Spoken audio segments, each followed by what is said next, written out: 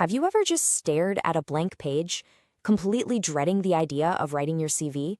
Yeah, we've all been there. Well, today, we're going to change that. We're going to take that document from being a boring list of old jobs and turn it into a powerhouse tool that actually lands you interviews.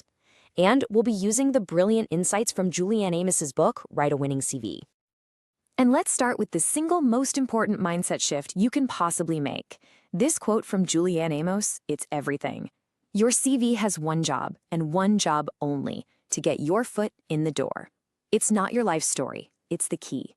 Once you really get that, every single choice you make about your CV suddenly becomes so much clearer and a whole lot more effective. So here's our game plan for today. We're going to walk through 5 key stages. First, we'll nail down the CV's real purpose. Then, we'll cover the crucial homework you got to do before you write. After that, we'll pick the right format, learn how to frame your experience in the best possible light, and finally, run through the all-important final checks before you ever hit send. All right, Section 1, the CV's real job. This is all about getting out of the mindset of just listing facts and getting into the business of actively selling yourself. Seriously, think of it less like an autobiography and more like a high-energy, must-see movie trailer for your entire career. Exactly. You have to remember, a recruiter might only spend, 10 seconds looking at your CV? In that tiny window of time, it has to practically jump off the page and scream, "Hey, I am the solution to your problem."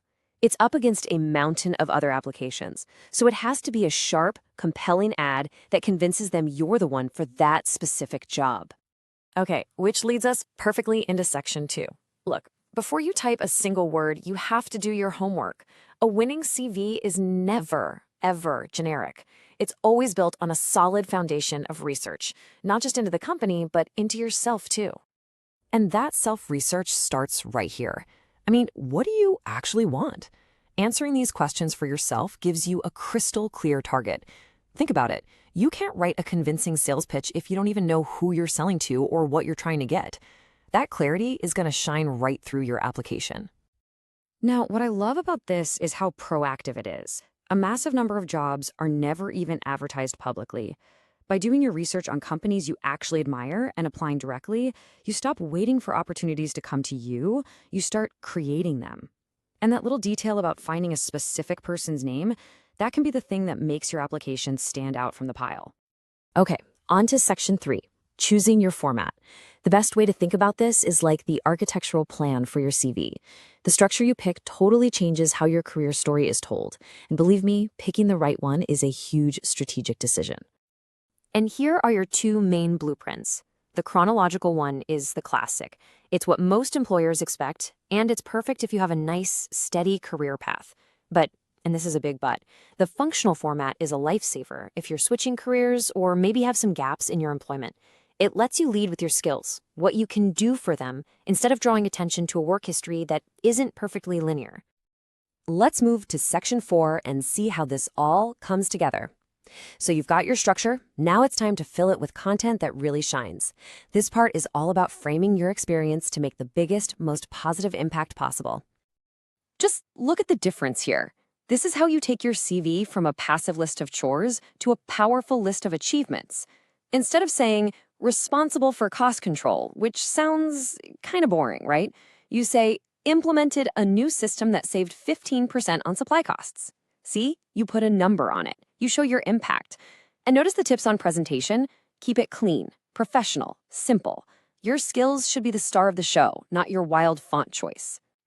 Now, this is so crucial. This is how you handle the parts of your CV that you might be worried about.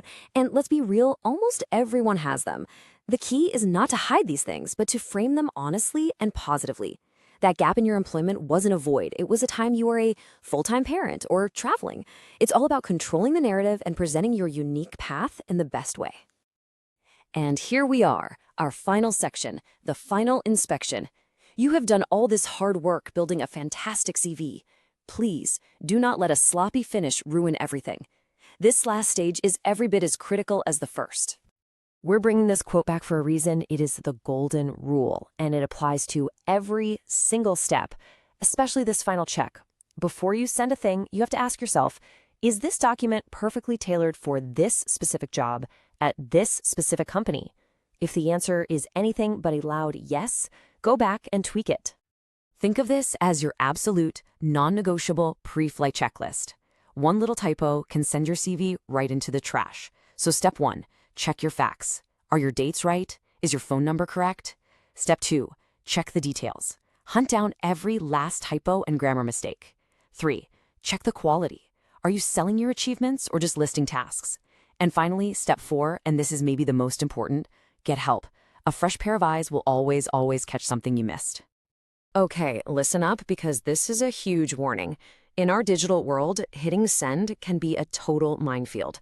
Your beautiful, perfectly formatted document can show up on the other end looking like a complete disaster, and you'd never even know. So here's how you deal with that. Saving your final CV as a PDF is your best friend. It locks in all your formatting so it looks the same everywhere. But, as a backup, always have a plain text version ready to go. You can paste that directly into an online application or the body of an email. This guarantees they can read it no matter what. It's such a simple professional step. And here's the other big modern challenge. Your first reader might not even be a person. So many companies now use what are called applicant tracking systems, basically robots, to do the first round of screening. Your CV has to get past the robot before a human ever lays eyes on it. So, how do you beat the robots? Well, it's actually pretty simple. You need to mirror the keywords you see in the job description. Use nouns like supervision instead of just the verb supervising. And keep your formatting super simple. No columns or tables that can confuse the software. This is all about making sure your CV actually lands on a human's desk. And all of this incredibly useful practical advice comes straight from the book Write a Winning CV by Julie Ann Amos. If you really want to dig in deeper, I highly recommend picking it up. It's an essential tool for any job seeker. So we'll leave you with this final thought. After everything we've talked about, go take a long, hard look at your own CV. Is it just a list of things you've done, or is it a sharp, powerful, targeted sales pitch for all the amazing things you're going to do for your next employer?